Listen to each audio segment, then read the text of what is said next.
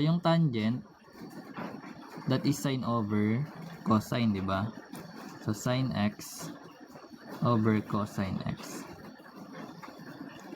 Plus, yung cotangent naman is cosine over sine.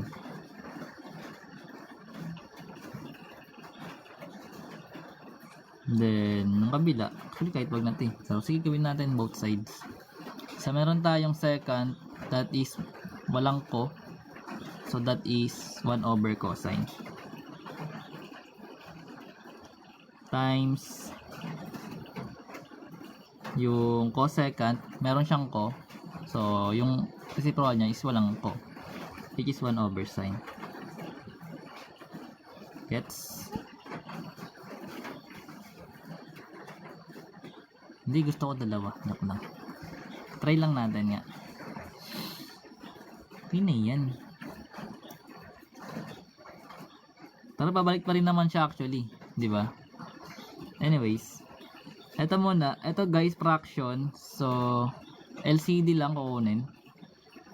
That is cosine x tsaka sine x. Then, takip-takip na lang yan. Like, may denominator ka na cosine. Takpan mo yung cosine dito. Matitira yung sine.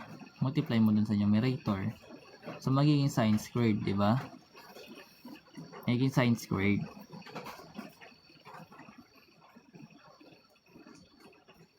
Then plus, may plus kasi. Then may sine ka dito, may sine ka sa kabila, may cosine na natira, times yung cosine, magiging cosine din. Squared x. Then ito naman guys, is direct multiplication na lang siya, like 1 times 1 is 1 over cosine x times sine x is cosine x sine x or sine x cosine x.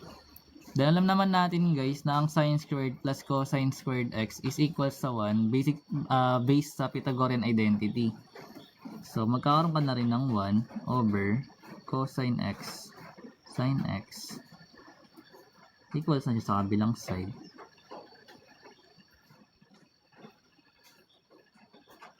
Sabihin tama.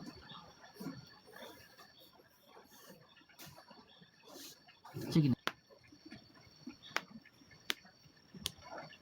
Eto. Ano na nga. Para kasya.